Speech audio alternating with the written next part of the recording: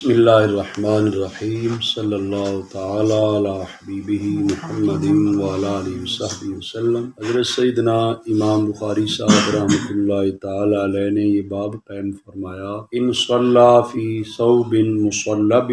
او تصاویر هل تفسد صلاتہ وما ینہی من ذلک، کہ اگر کوئی شخص نماز پڑھے ایسے کپڑے میں جس میں صلیب کا نقش ہو، جس میں صلیب کا نقش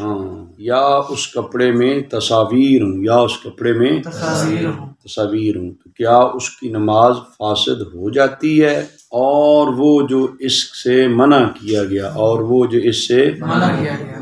یہ ترجمہ الباب قائم فرمایا حضرت سیدنا امام بخاری صاحب رحمۃ اللہ علیہ نے۔ اور اس باب کے تحت جو حدیث پاک لے کر آئے، اس کے آخری راوی حضرت سیدنا انس رضی اللہ تعالی عنہ ہیں۔ آپ فرماتے ہیں کہ حضرت ام المؤمنین سیدہ عائشہ صدیقہ رضی اللہ تعالی عنہا کا ایک پردہ تھا جو انہوں نے گھر کی ایک جانب میں لٹکایا ہوا تھا، گھر کی ایک جانب کو اس پردے سے چھپایا ہوا تھا۔ تو نبی پاک صلی اللہ علیہ وآلہ وسلم نے ارشاد فرمایا، امیتی عنا قرامک ھذا، کہ اے عائشہ اپنے پردے کو ہم سے دور کر دے، ہٹا دے، کیونکہ میری نماز میں یہ تصاویر سامنے آتی ہیں، میری نماز میں یہ تصاویر جو ہیں سامنے آتی ہیں، سامنے ظاہر ہوتی ہیں۔ اس حدیث شریف سے پتہ چلتا ہے کہ اگر کپڑا سامنے لٹکایا ہوا ہو، پردہ، اس میں تصاویر ہوں، تو اس کو ہٹانے کا حکم دیا گیا کہ نماز نہیں ہو سکتی، نماز نہیں ہو سکتی۔ اس وجہ سے حضور علیہ السلام نے فرمایا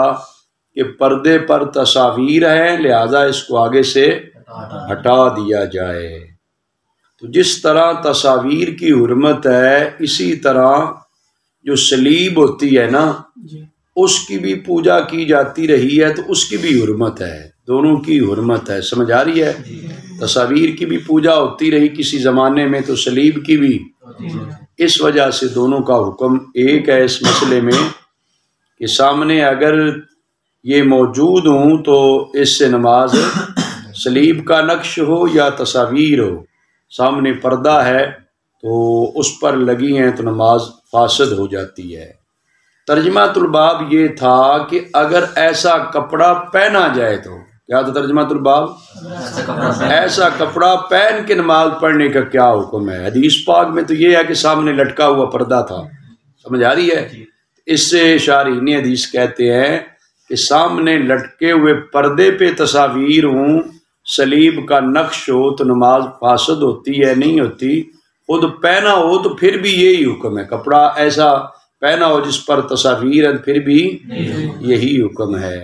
اور ایک اس ترجمہ الباب کے تحت یہ حدیث پاک کی شرح میں یہ بھی مسئلہ سمجھ لیں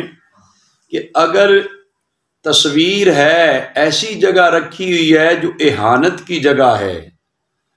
جو ہے وہ توہین کی جگہ ہے، پاؤں نیچے روندی جا رہی ہے، تو پھر اس کی ممانعت اس طرح نہیں ہے، اس کی ممانعت، ٹھیک ہے؟ تو یہ پردے پر سامنے دیوار کے ساتھ پردے پر ہو، یہ تو ایک لحاظ سے احتراماً ہے، یہ تو کیا ہے؟ ہاں، اس کی تو پھر ممانعت ہے۔ لیکن اگر وہ مطلب ہے پاؤں تلے روندی جاتی ہے، پھر تو اس کی کوئی عزت نہیں ہے، اس کی ممانعت نہیں ہے۔ اور پھر اتنی چھوٹی ہو کہ آدمی نیچے رکھے تو کھڑے ہو کے دیکھے تو وہ اس کے اعضاء نمایاں طور پہ دکھائی نہیں دیتے، تو ایسی چھوٹی تصویر بھی منع نہیں ہے۔ تاہم بچنا چاہیے، جو تصویر کا ماحول ہے تو اس سے گریز کرنی چاہیے تاکہ نماز کی درستگی ہو سکے۔ تو آقا حضور علیہ السلام نے ارشاد فرمایا کہ یہ تصاویر میری نماز میں ظاہر ہوتی ہیں، سامنے ہیں، لہذا ان کو ہٹا دیا جائے۔ اور اس حدیث پاک میں یہ بھی معلوم ہوتا ہے کہ تمام طرح کی تصاویر جو ہیں ان سے منع کیا گیا ہے، خواہ وہ تصاویر جو ہے وہ اشخاص کی ہو یا جانوروں کی ہو، اس سے منع کیا گیا ہے۔ پردے میں ہیں، چٹائی پر ہیں، دیوار پر ہے سامنے، سمجھ آ رہی ہے؟ ان چیزوں سے منع کیا گیا ہے۔ تو جب سامنے پردے پر چٹائی وغیرہ پہ ہو تو منع ہے، تو تو جو کپڑا پہننا ہے اس میں اگر ہو تو وہ بطریق اولا منع ہے۔ حضرت سیدنا امام بخاری صاحب رحمۃ اللہ علیہ نے اگلا باب قائم فرمایا، من صلی فی فروج حریر ثم نزع، جو ریشم کی قبا پہن کے نماز پڑھے پھر اتار دے، ہاں یہ فروج حریر کہتے ہیں نا ریشم کو، فروج ہے قبا، تو یہ ایسی قبا کو کہتے ہیں جس کا چاک جو ہے نا بیک پہ ہوتا تھا، پیٹھ پہ، سمجھ آ رہی ہے، اس کو جو ہے فروج کہتے تھے، سمجھے؟ کچھ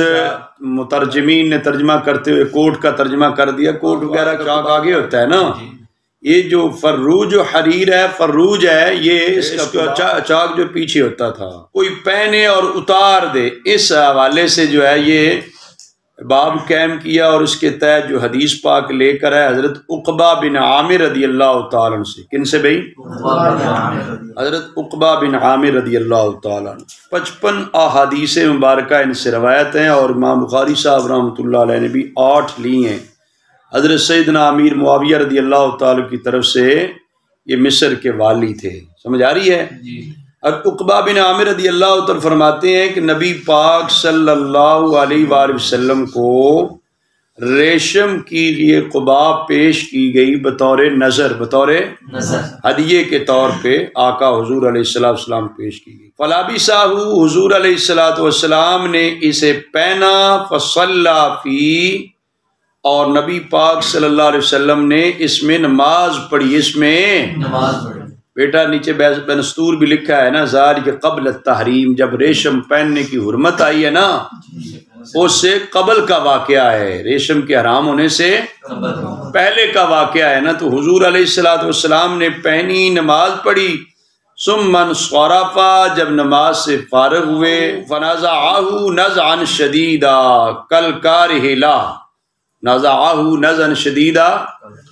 ہاں آقا حضور نے اس طرح اتار دی سختی کے ساتھ جیسے ناپسند کرنے والے، جیسے ہاں ناپسند کرتے ہوئے۔ وقال، اور ساتھ فرمایا، لا ينبغي هذا للمتقین، یہ متقی لوگوں کے لیے مناسب ہے،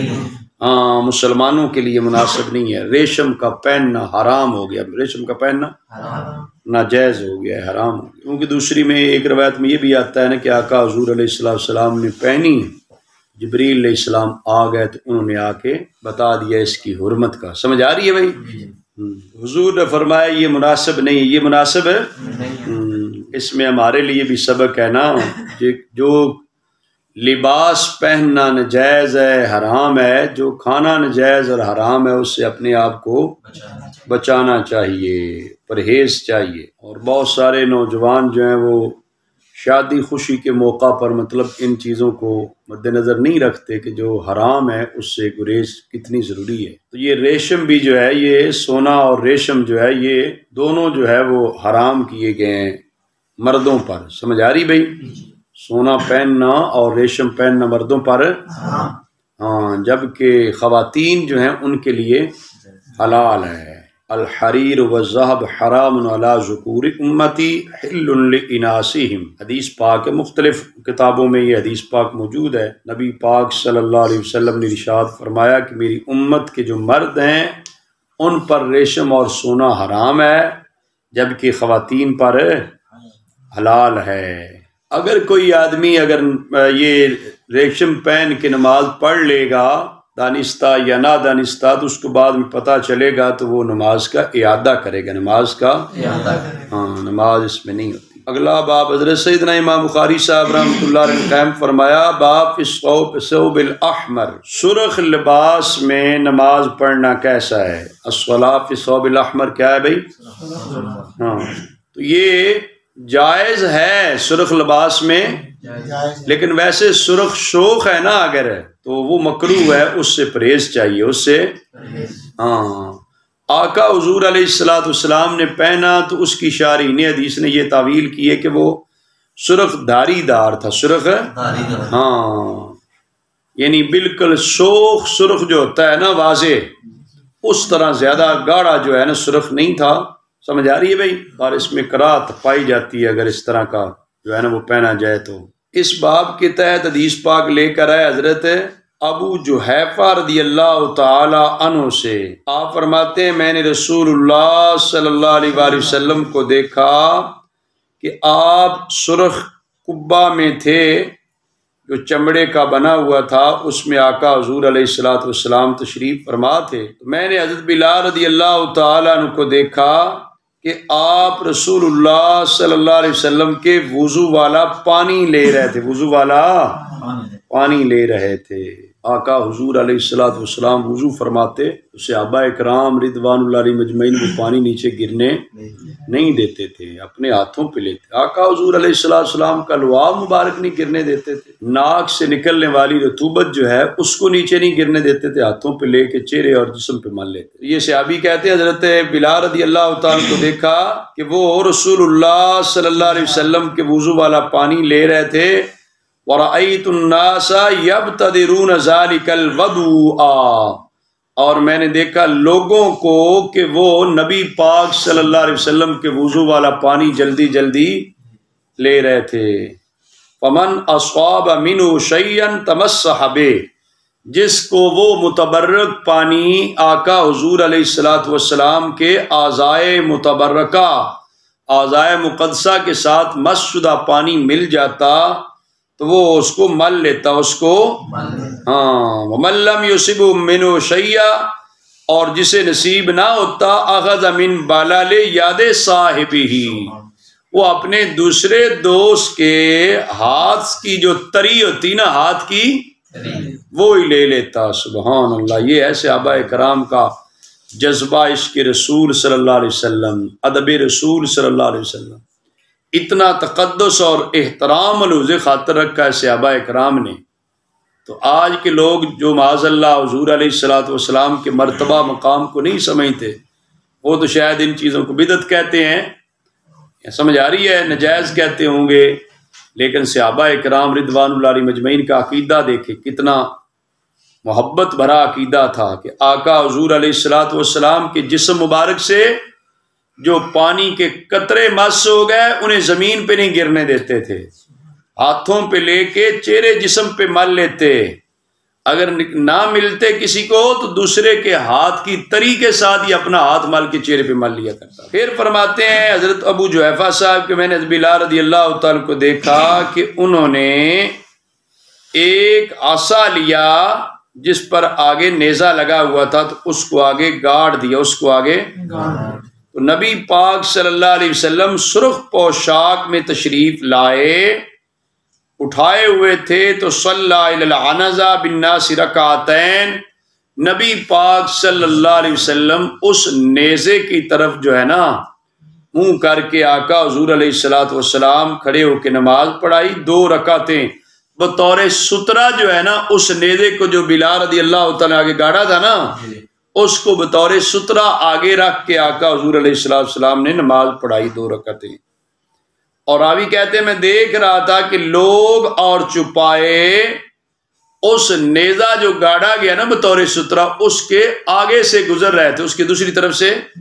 اس سے آگے گزر سکتے ہیں لوگ یا نہیں گزر سکتے؟ جب سترہ تو لگائی اس لیے جاتا تھا کہ آگے سے لوگ گزر سکیں۔ تو یہ اس سے یہ بھی پتہ چلتا ہے کہ سترہ جو ہے نا وہ کہاں پہ لگانا چاہیے، آگے تفصیلاً باب بھی آئے گا یہ، اور یہ بھی پتہ چلتا ہے کہ امام کا سترہ ہی مقتدی کے لیے کافی ہوتا ہے، امام کے سامنے لگا دیا جائے، ہر بندے کے ہر نمازی ہر مقتدی کے آگے سے لگانے کی ضرورت نہیں ہے۔ اور آقا حضور علیہ الصلوۃ والسلام کون سا پوشاک پہن کے آئے؟ ہاں، یہ تھا نا ترجمہ الباب کہ سرخ پوشاک پہننا جائز ہے یا ناجائز ہے، اس سے پتہ چلتا ہے جائز ہے، اس سے پتہ چلتا ہے ہاں، لیکن میں نے بتایا کہ گاڑی شوخ جو ہے نا کلر کی مطلب ہے لباس، اس سے مطلب گریز چاہیے، اس کو مکروہ کہا گیا ہے۔ وہ اور روایت ہے جس میں جس سے استفادہ کیا ہے، اور خیمہ لگایا گیا، اس سے پتہ لگتا ہے خیمے وغیرہ لگانے بھی جائز ہیں، اور صالحین کے مقدسات سے تبرک حاصل کرنا بھی جائز ہے۔ لکھا امام بدر الدین عینی رحمۃ اللہ علیہ نے التبرک بآثار الصالحین، جہاں حضور علیہ الصلوۃ والسلام کے تبرکات سے صحابہ کرام لیتے فیض یاب ہوتے، تو جو حضور کے غلام ہیں، نائب ہیں اور وارثۃ الانبیاء ہیں، علماء ربانیین ہیں، مشائخ کرام ہیں، ان کی کوئی آدمی خدمت کرتا ہے اور ان کے متبرک چیزوں کو بھی لیتا ہے تو اس کا ثبوت بھی اس سے ملتا ہے۔ اور اس سے پتہ چلتا ہے کھلے میدان میں اگر نماز پڑھنی تو آگے سترا گاڑ لینا چاہیے، اور سفر کے اندر جو ہے وہ قصر پڑھنی، 2 رکعتیں حضور نے پڑھائی نا، اور سترا گاڑ لیا جائے تو پھر اس سے آگے سے کوئی بھی گزر